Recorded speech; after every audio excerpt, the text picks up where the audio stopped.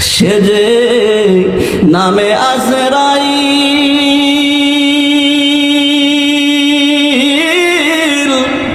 সময় হলে তোমার ঘরে হইবে হাজির।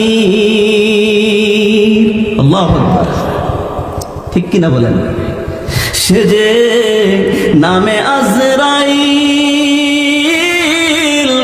সময় হলে তোমার ঘরে হইবে হাজির।